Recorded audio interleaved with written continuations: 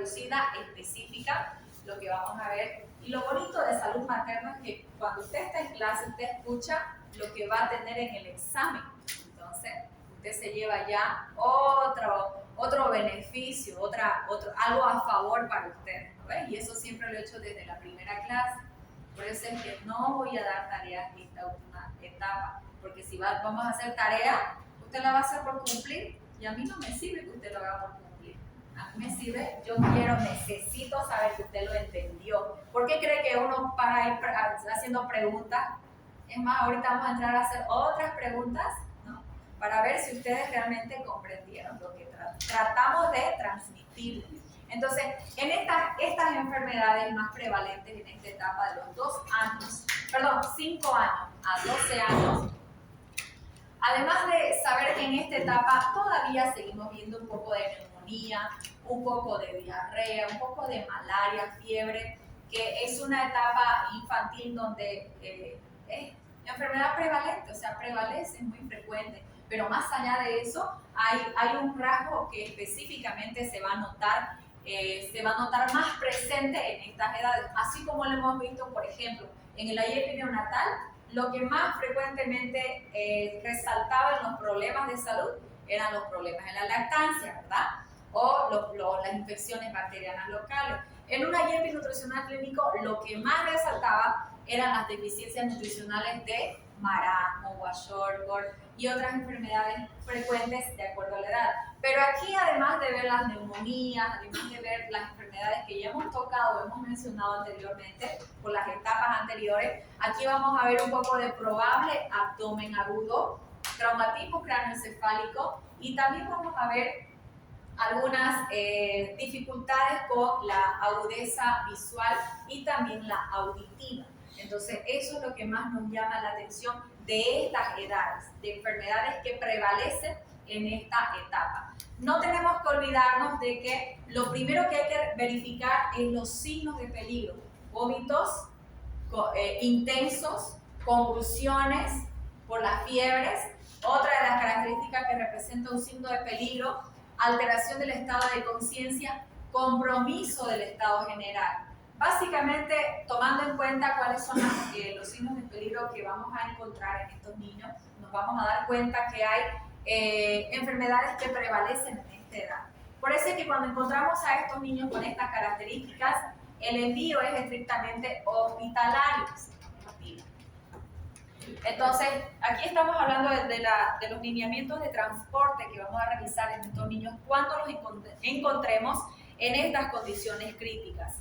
Después vamos a evaluar el estado nutricional. Seguimos viendo y evaluando el estado nutricional. Dentro de las deficiencias ya no vamos a tocar el tema del marasmo y kwashiorkor, pero seguimos evaluando peso, talla, y ahora implementamos un poco más el IMC.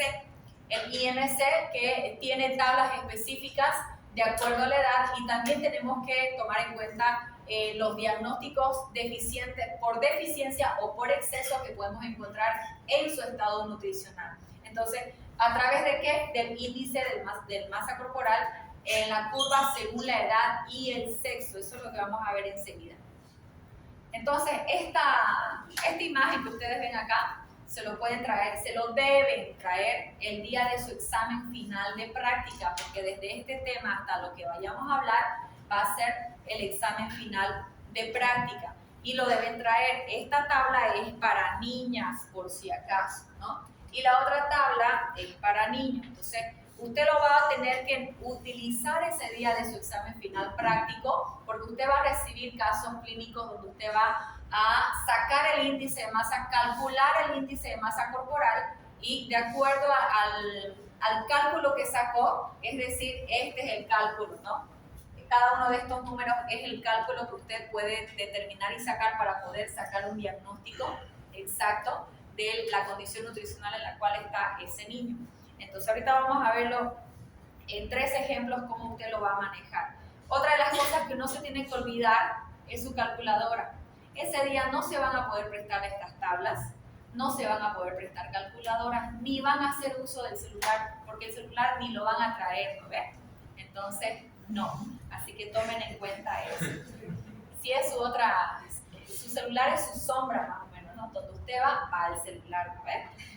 Ya, entonces vamos a ver. Karina, a ver, léale esta presentación. ¿No lee? Magda. Sí, doctor. Adelante. A partir de cometer Todo.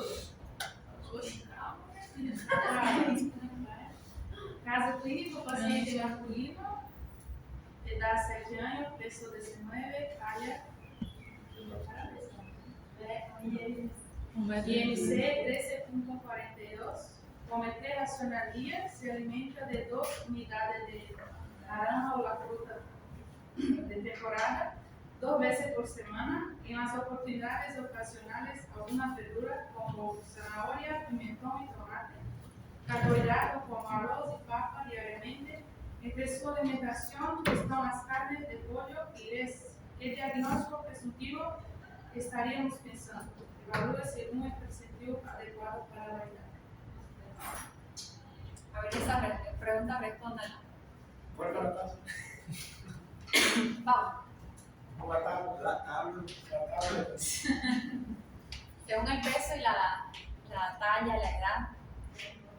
¿Cómo lo ven? 13 como No se olviden que tal cual va a ser su cuadro clínico. No va a haber IMC porque ustedes lo van a sacar. El IMC lo van a calcular según la fórmula. Una vez tengan el resultado, o sea, vayan viendo y practicando, recordando cómo se saca el IMC. Porque un resultado mal le va a dar una respuesta mala. ¿No ves? Entonces, tiene que recordarse cómo se saca. Ahora, una vez que tengan el resultado, entonces se van a ir a la tabla. Dice que es un niño, ¿cuántos años tiene? 7, ¿verdad? Un IMC de 13.42. Entonces nos vamos a las tablas y efectivamente aquí estamos viendo, tiene 7 años y su IMC está entre 13.42. ¿Qué significa? Que está con una desnutrición leve. Entonces esa es la respuesta que usted tiene que encerrar. Alguna de estas respuestas va a estar en su examen, pero usted tiene que calcular el IMC y determinar en qué estado nutricional está este niño. Entonces, si estamos hablando de que este niño está en estas condiciones, hay que hacer siempre las correcciones. Por el IEP anterior sabíamos que un niño por encima de los 3 años ya debe consumir todo lo que la familia consume. Pero más allá de esa cantidad nutricional o de esa variedad nutricional, también hablamos de la frecuencia. Entonces sabemos que un niño debe alimentarse por lo menos 5 veces con 5 raciones de comida al día, ¿verdad? Y entre ese tipo de alimentaciones tiene que haber una alimentación variada. ¿Y qué tipo de alimentación? Esa alimentación debe ser de alto valor nutricional. Por eso es que dentro de las características de estos casos clínicos, ahí que está usted viendo cómo se alimenta. Y es efectivamente lo que usted va a preguntar, ¿de qué se alimenta? Porque hay niños que supuestamente la mamá dice no se alimenta bien, come muy bien, pero usted va a notar que ese niño está en una desnutrición porque tiene características de un niño desnutrido. Una de esas características me dice el IEP nutricional clínico que las enfermedades se le pegan continuamente o rápidamente. Entonces no está teniendo una buena alimentación, por eso es que hay que corregirla. Lo segundo que vamos a hacer es corregir observando si hay palidez palmar en estos niños y vamos a corregir con el hierro. Una de las indicaciones, ¿no?, que hay que tratar, sabiendo que es un mineral que ayuda a la formulación o el aumento de los glóbulos rojos en sangre, pero una de las observaciones que hay que tomar en cuenta es la forma en la cual se la va a administrar. Si este niño está haciendo uso de las tetraciclinas, es no una condición favorable, porque no hay una buena absorción de hierro para corregir cuando estamos hablando de estos procesos de anemia. Puede haber algunas manifestaciones como el dolor de estómago, constipación o diarrea, entre otras características. Incluso eso se lo puede ver en las mujeres que están en etapa de gestación. El hierro puede producir estas condiciones. Por eso es que es recomendable combinarlo o administrarlo junto con los alimentos. De esa manera puede ser mucho más favorable. La dosis y la duración de tratamiento puede variar hasta los 4 meses de tratamiento curativo. Entonces, eso es de forma general uno de los aspectos que hay que conocer sobre la utilización del hierro para corregir estas deficiencias nutricionales. No olvidamos que también tenemos las tablas o los presentiles, que ya lo conocemos por pediatría y por el tema anterior. Segundo caso clínico, a ver, Jeremy. Paciente femenino de edad 9 años, peso 34 kilogramos, talla 133 centímetros, índice de masa corporal 19,22. Come 5 raciones al día, se alimenta de 2 unidades de naranja o la fruta de temporada, cada día verduras como zanahoria, pimentón, tomate. Carbohidratos como arroz, fideo y papa diariamente. Entre su alimentación están las carnes de pollo, res y cerdo, cereales azucarados y algunos lácteos. ¿Qué diagnóstico presuntivo estaríamos pensando? Evalúa según el percentil adecuado para la edad. Obesidad, escucho. ¿Qué más piensan? A ver. Según la edad, el peso, la talla. Tabla. No, la tabla. O índice de carcinológico é menina. Está por entrar a obesidad. Está por entrar. Normal, obesidad, sobrepeso. A ver, pónganse de acuerdo. ¿No? ¿Seguro? Está por entrar. Está normal. Bueno, algo que nos va a ayudar a tener un poco de idea es la forma de la alimentación, ¿verdad? Pero también la edad, el peso, que esa es la relación que siempre tenemos que tomar en cuenta. Ahora, tiene 9 años y un IMC de 19,22, entonces vamos a ver que efectivamente en las tablas, 19,22 dice, ¿no? Que en las tablas, ahí están las tablas, ¿cuántos años tiene? 9, ¿cierto? Y está con 19, 22. Entonces, esta tabla, para que ustedes lo puedan entender, 18.3 a 21.4 es el intermedio del resultado que actualmente estamos sacando, 19.22. Entonces, es sobrepeso aquel parámetro de IMC que se encuentra entre 18.3 y 21.4. Entonces, estamos hablando que esta niña está en sobrepeso. Y esa es una característica típica del sexo femenino, que más frecuentemente entran a sobrepeso, ¿no? Ahora, entre otras condiciones, el último caso clínico, Jorge, ¿dónde está? Paciente masculino, idade de 12 anos, peso 55 quilos, talla 155 centímetros, IMC de 24,56. Come 5 rações ao dia, se alimenta de 2 a 3 unidades de banana a cada dia, verduras em ocasiões, carboidratos como arroz, fideo e papa diariamente. Entre sua alimentação estão as carnes de pollo, res, cerdo, cereais açucarados, lácteos, bebidas como hamburguesas, sorvetes, 23 a 5 vezes na semana, bebidas açucaradas. Que diagnóstico presuntivo estaríamos pensando? Olho proático, 6 vezes a 5 vezes. ¿Cómo es, no? Y la alimentación suele ser así hoy en día, ¿no? Entonces, hay niños que desde los 3, 4 años se la pasan haciendo dieta. Imagínense, privarle a un niño que coma, ¿no?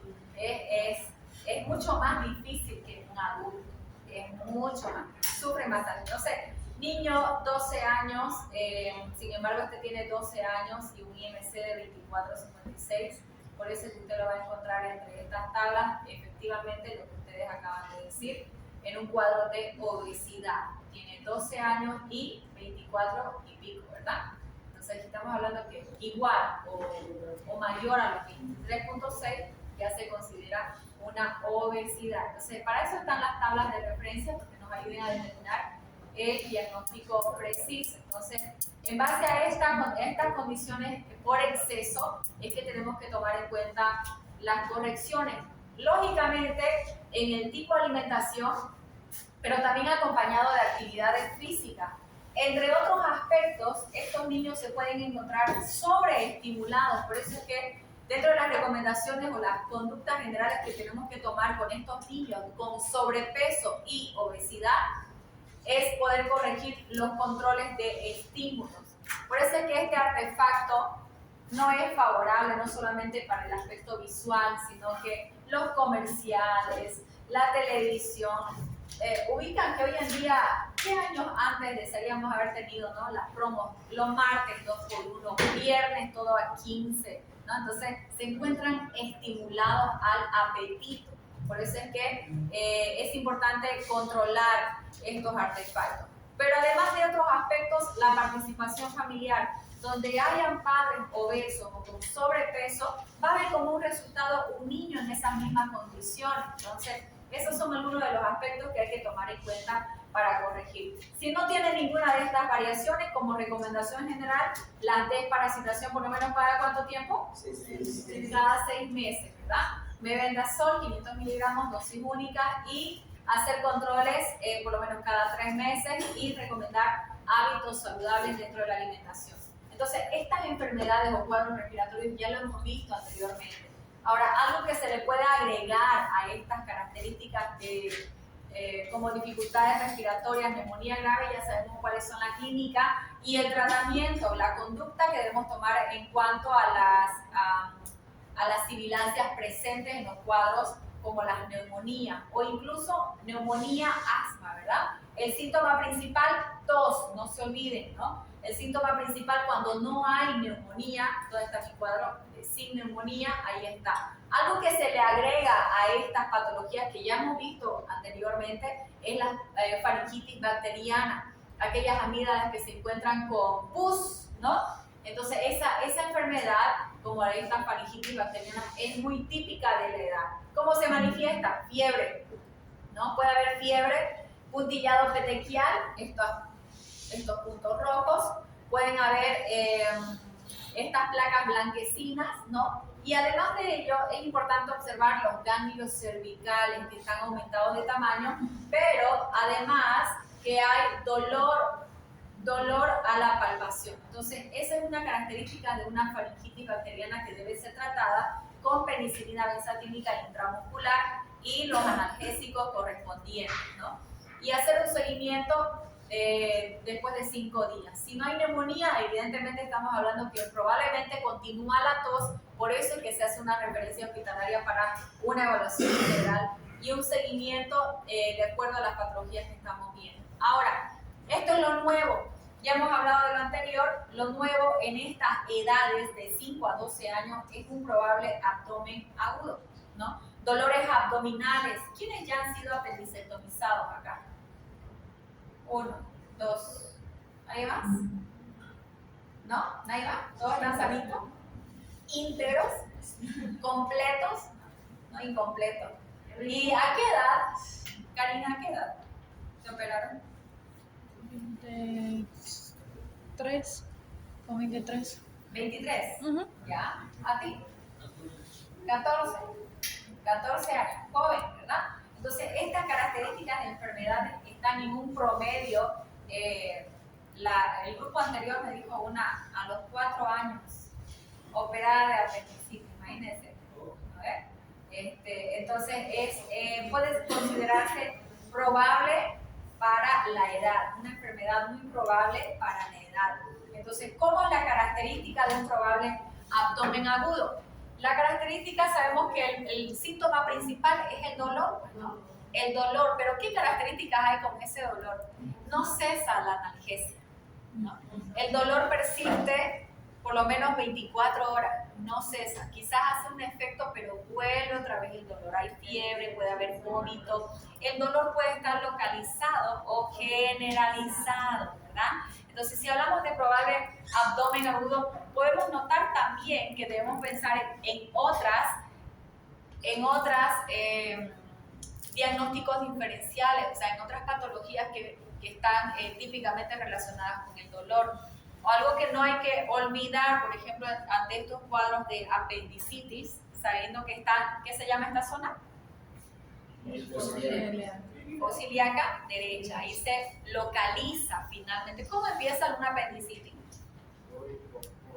¿Cómo es la cronología de Murphy, Pedro? Empieza por dolor y eficacia, fallar, realidad de forma de cinturón.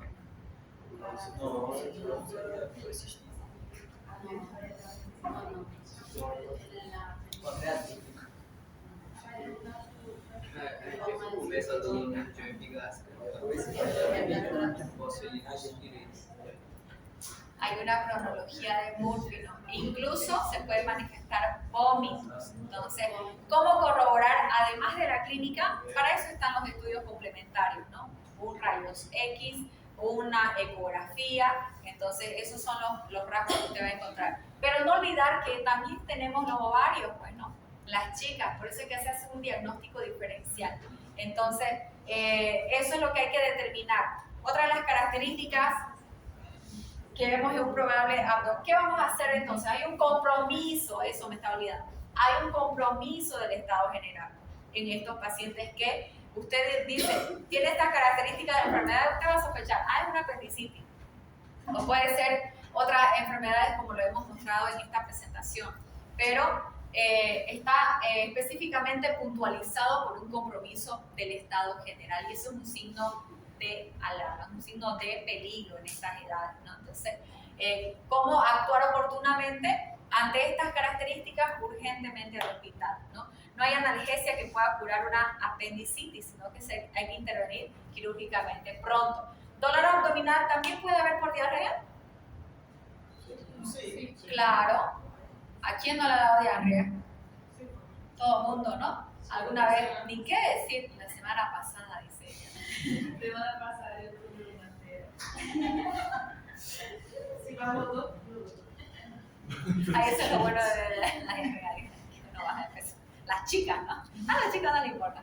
Ya, entonces este dolor abdominal, ¿qué hay de referencia? ¿Qué es lo más importante si hablamos del dolor?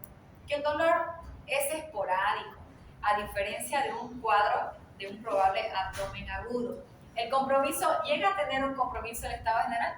No, por lo general no hay un compromiso del estado general, ¿no? A no ser que el dolor sí es muy típico, por ejemplo, cuando ¿a quién le ha dado salmonelosis? Horrible.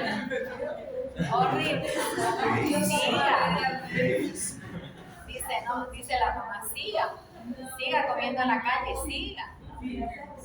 Se comieron una salmonela, ¿no? Entonces, por eso es que hay que hacer diagnóstico diferencial. ¿Será que es un probable abdomen o será que es un dolor abdominal por un cuadro infeccioso de una bacteria tan fuerte como es la salmonela, ¿verdad? Entonces, ese es el diagnóstico diferencial que hay que determinar en estos cuadros de probable abdomen. Entonces, dolor abdominal, hay fiebre, el dolor está localizado, generalizado o hay compromiso del estado general, ¿no? La fiebre generalmente suele ser igual o mayor a los 38 grados centígrados. Entonces, ¿cómo hay que diferenciarlo? Si es que no es una estenosis hipertrófica de píloro, si es que no es, además de la apendicitis, una imaginación intestinal, una torsión ovárica, diverticulitis o el pólvulo, ¿no? Lo famoso. Estas son las diferentes condiciones que típicamente se pueden ver cuando se trata de un probable abdomen agudo. Otra de las características de enfermedades prevalentes en estas edades, la fiebre, ya lo hemos visto, por ejemplo, en la etapa anterior, de los 2 meses a 5 años, donde sabemos que hay una zona o riesgo de fiebre por zonas endémicas, en este caso, pero también podemos clasificar la fiebre cuando tratemos de patologías infecciosas como las neumonías o incluso las virales. Entonces, este cuadro ya lo hemos visto en el tema anterior. Esta es la forma del tratado para pacientes que salen positivos a la prueba o negativos, cuál es el manejo ambulatorio que se puede realizar y el tratamiento que se realiza con antibiótico-terapia y los analgésicos antipiréticos, ¿no? También tratamientos para hospitalización y tratamientos para los pacientes que han llegado a la unidad de cuidados intensivos. Este es un cuadro, un mapa que nos ayuda a determinar cuál es la conducta adecuada que se debe manejar. En cuanto a los traumatismos, ¿qué niño no se cae, ¿no? ¿Qué niño no se rompe un brazo, no se hace una fractura? Típicamente fracturas de la clavícula. ¿A qué nivel? Esa es parte de pregunta de la materia de cirugía. ¿Ustedes en cirugía llevan? No. Sí. ¿Sí o no? No, cirugía como materia. No. Lo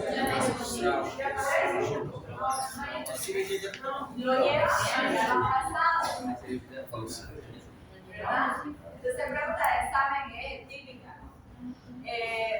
¿Cuál es la zona en la cual se fracturan típicamente las clavículas? Línea clavicular media. No. A ver, tía, Tercio medio.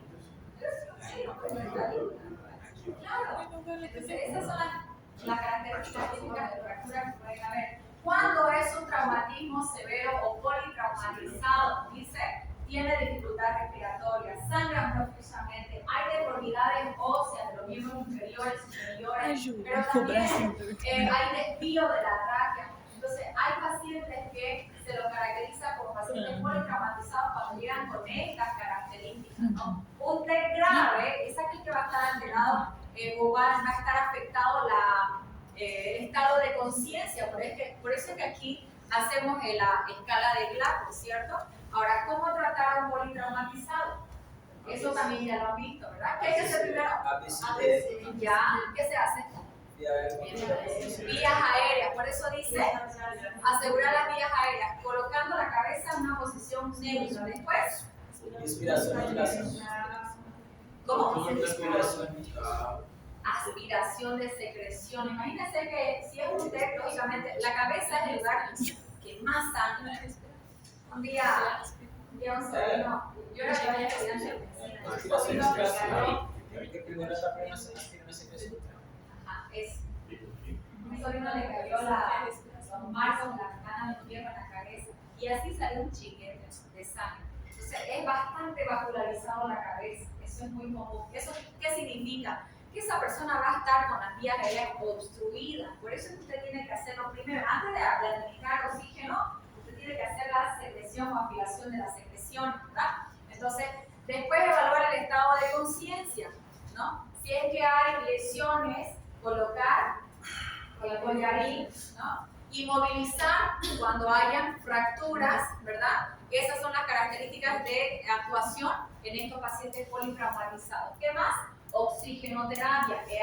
Entonces puede hacer oxigenoterapia. No le va a poner el oxígeno y ahí todo ensangrentado, ¿no? Que no puede ni respirar solo. Entonces es importante tomar la conducta adecuada para tratar estos pacientes politraumatizados. Canalizar.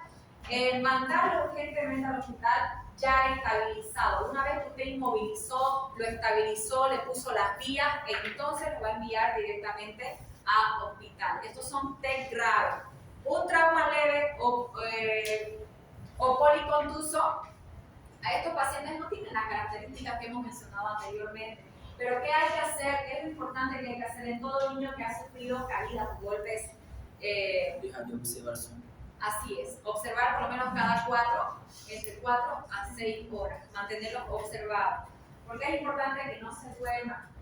Incluso cuando tienen picos febriles altos, no hay que dejarlos que se duerman porque aún en dormidos pueden convulsionar, ¿verdad? Entonces, esa es la dinámica que se hace del tratado en estos niños, observar 4 a 6 horas, evaluar el estado de conciencia, los signos vitales, evidentemente, y tratar las lesiones que se hayan podido ocasionar, generalmente en la cabeza, ¿no? Siempre hay golpes en la cabeza, los hematomas, etc. ¿Qué más podemos ver? Después de este cuadro de traumatismos, la escala de Glasgow, algo que ustedes conocen, ¿cuál es la puntuación? ¿De cuánto es la puntuación del Apgar? 15, ¿cierto? Y en una respuesta verbal en un adulto, ¿cómo lo va a encontrar? Habla, va a hablar, va a expresar verbal, porque por eso se llama una respuesta verbal. Pero en el niño, ¿cómo va a valorar la respuesta verbal del niño? ¿Quién dijo llorar? Reader, eso, llora, el niño llora. Entonces, esa es la diferencia de un adulto mayor con un niño, en este caso, cuando hablamos de los traumatismos. Después maltrato también ya lo hemos visto. ¿Cuándo es sugestivo de maltrato? Además de eso, las lesiones también genitales, ¿no? Entonces todo lo que represente físicamente el estado del paciente ya es sugestivo de un maltrato. Pero cuando es sospecha, pueden haber cicatrices antiguas, pueden haber, la conducta está alterada del niño o del familiar. ¿Qué otro aspecto puede ser característico de una sospecha? La higiene, está descuidado. ¿Qué vamos a hacer en ese asunto? ¿Por qué nos compete hablar de este tema? Porque la parte médica usted va a notificación de esos casos que a usted se le presente. Entonces, ese es el manejo.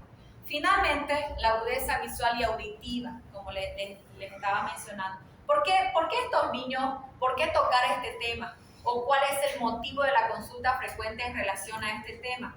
Es que la mamá o la maestra dice, no está rindiendo adecuadamente en el colegio.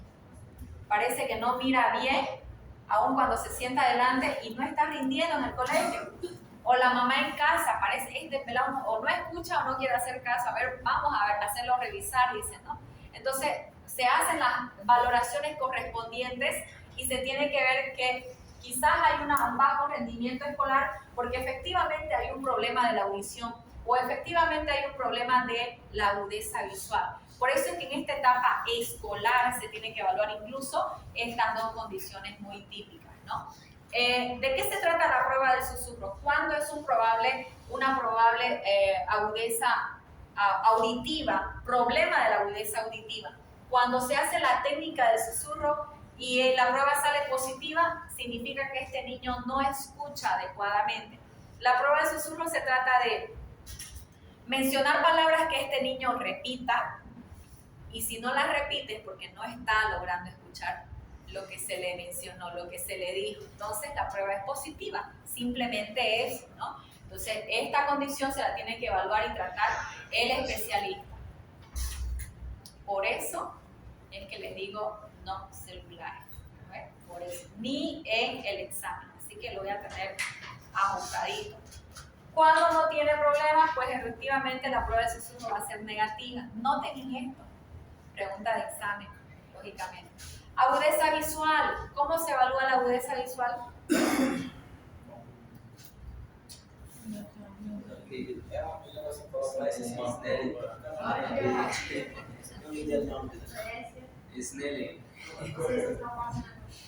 Cartilla de Snelling.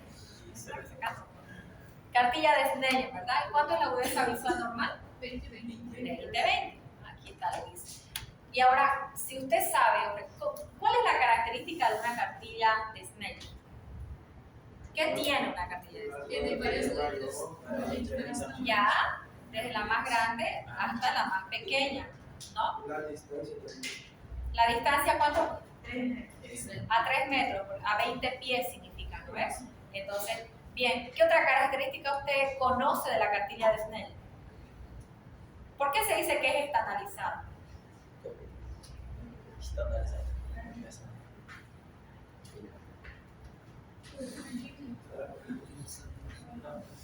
Es aquella que puede estar con la E invertida, ¿no? Tienen esas características, hablando de la forma de visualmente hablando, pero ¿cómo lo va a medir la agudeza visual con la cartilla a un niño de 5 años? ¿Va a utilizar la misma cartilla que un adulto o no? No, entonces, ¿qué cartilla va a utilizar? Figuras. Figuras, efectivamente. ¿Por qué? Porque es más sensible. Porque el niño no va a conocer la total. Entonces el niño no reconoce las letras. Por eso es que estas cartillas son utilizadas, se dice que es lo ideal, que se debe utilizar estas cartillas. Ahora, en un niño de 12 años tampoco, ¿no ves? Ya es grandecito, ya reconoce las letras. Estas cartillas son para niños menores, como los de 5 o 4 años de edad. Entonces, esa es la característica de la evaluación de una agudeza visual. Entonces, cuando hay una agudeza visual que está afectada, tiene que ser tratada con el oftalmólogo, y si no hay problemas de la agudeza visual, se siguen las recomendaciones correspondientes, ¿sí? Hasta ahí lo terminamos.